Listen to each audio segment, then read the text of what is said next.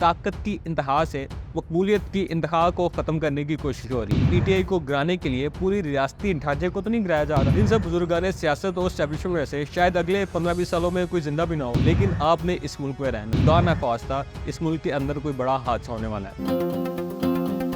बिस्मिल्लाहिर्रहमानिर्रहीम, अस्सलाम वालेकुम। मैं हूं फ़हीम अहमद। रूटीन में मैं ये कोशिश करता हूं कि मेरी वीडियोस रिसर्च बेस्ड हो, जिनमें फैक्ट्स एंड फिगर्स हों और जिनके ज़रिए एजुकेट किया जा सके। लेकिन आज वाली वीडियो थोड़ी मुख्तलिफ है। इसमें अदाद व शुमार तो नहीं होंगे, लेकिन एक पाकिस्तानी के तौर पर कुछ ऐसी बातें करूँगा जिनका मौजूदा हालात में किया जाना बहुत ज़रूरी है, बल्कि हर पाकिस्तानी को इस हवाले से बात करनी चाहिए। देखिए, पाकिस्तान इस वक्त ऐसे हालात का शिकार है कि रोज़ लगता है कि खुदा ना ख्वास्ता इस मुल्क के अंदर कोई बड़ा हादसा होने वाला है। ऐसा माहौल बन रहा है कि लोगों का रियासत के वजूद से एतमाद उठ रहा है, गिरबानों पर हाथ आ गए। जायज़ा लेते हैं कि ऐसा क्यों हो रहा है। कहीं ऐसा तो नहीं कि एक सियासी जमात को गिराने की ख्वाहिश में पूरा रियासती निज़ाम गिर रहा है। इसी हवाले से आज बात करेंगे। जो बात मैं करने वाला हूँ ये शायद बुकिश फिलॉसफी ना हो, ये मेरी ऑब्जर्वेशन है। अगर आप गौर करें तो किसी भी रियासत को ख़ास तौर पर मौजूदा दौर में इन ऑर्डर या मुनज़्ज़म रखने के लिए दो चीज़ें बहुत आम होती हैं, और जब सब कुछ इन ऑर्डर हो तो मईशत समेत तमाम मसाइल हल हो सकते हैं। एक, इस मुल्क की दिफाई फौज जो रियासत को बैरूनी खतरात से बचाती है, और दूसरा, इस रियासत के अंदर पाए जाने वाली मजबूत सियासी जमातें या क़यादत जो लोगों को तमाम तर मसाइल के बावजूद किसी न किसी तरह जोड़े रखती है और इसमें अहम किरदार अदा करती है। अब जब ये हालात आ जाएं कि ये दोनों आमने सामने आ जाएं तो रियासत एनार्की की तरफ जाना शुरू हो जाती है। बदकिस्मती से पाकिस्तान में यही हो रहा है। अब मेरे ख्याल में ढके छुपे अल्फाज से निकल कर सीधी और ओपन बात करने की ज़रूरत है कि हालात बहुत ज़्यादा ख़राबी की तरफ जा रहे हैं। इसकी वजह तो सबको मालूम है, लेकिन हल की जानिब कोई नहीं जा रहा। या तो झूठी अनाएं आड़े आ जाती हैं या ज़ाती फ़ायदे के लिए खामोश रहा जा रहा है। ये ज़िद और मुफाद परस्ती हर रोज़ मुल्क को इंतशार की तरफ लेके जा रही है। इस ज़िद और अना में एक जानिब फौजी इस्टेब्लिशमेंट है जो इस मुल्क का ताकतवर तरीन इदारा है, दूसरी जानिब पीटीआई है जो मकबूल तरीन सियासी जमात है। चाहे इसमें कई खराबियाँ हो या अहलियत का मसला हो, लेकिन अवाम में मकबूल है। यानी एक लाइन में कहा जाए तो ताकत की इंतहा का मुकाबला मकबूलियत की इंतहा से हो रहा है। मुल्की हालात का जायजा लें तो सारी रियासती मशीनरी जिसका काम ये होना चाहिए कि मुल्क के अवाम को इसके हकूक दिए जाएँ, वो इन दोनों की लड़ाई में उलझी हुई है। अदलिया निज़ाम इंसाफ चलाने की बजाय पीटीआई के पीछे पड़ी हुई है, या कुछ इस इंतजार में है कि कब हालात बदलें और पीटीआई की सुनवाई करें।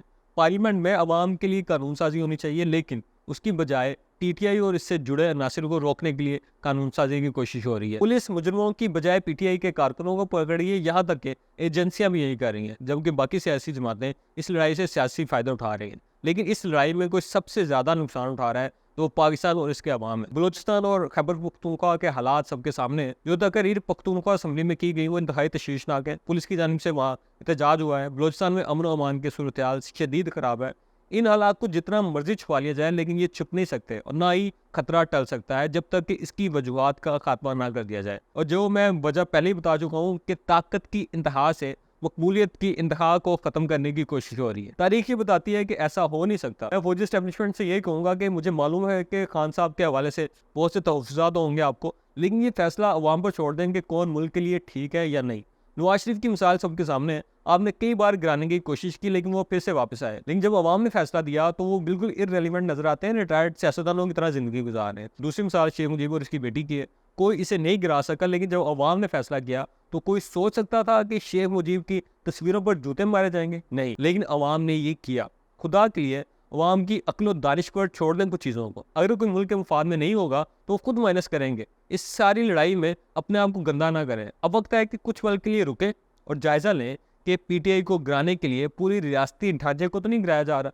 दूसरी जानिब पीटीआई और खान साहब को भी सोचना होगा कि क्या इस लड़ाई को इस सतह पर ले जाना दुरुस्त है कि जहां मुल्क की सालमियत ही खतरे में पड़ जाए? क्या वक्ती सियासी बढ़तरी के लिए हद से आगे जाना दुरुस्त होगा? याद रखें, शेख मुजीब और हसीना वाजिद के इल्ज़ाम में आपके लिए भी बड़ा सबक है। कहने को तो शायद ये फिलोसफिकल बात हो, लेकिन रियासती तरीक़ाइन या स्टेक होल्डर्स को बैठ कर दरमियानी रास्ता निकालना चाहिए। ये बहुत ज़रूरी है इस मुल्क के लिए। लेकिन अगर ये दोनों साइड्स अपनी जिद पर कायम रहती हैं तो फिर तीसरी और आम तरीन कुव्वत नौजवानों को फैसला करना होगा कि वह हालात अपने हाथ में लें। इन सब बुजुर्गाने सियासत और एस्टेब्लिशमेंट में से शायद अगले 15-20 सालों में कोई जिंदा भी ना हो, लेकिन आपने इस मुल्क में रहना है, आपकी औलाद में रहना है। इसलिए इस मुल्क के निज़ाम को संभालने के लिए आगे बढ़ें और अपना किरदार अदा करें।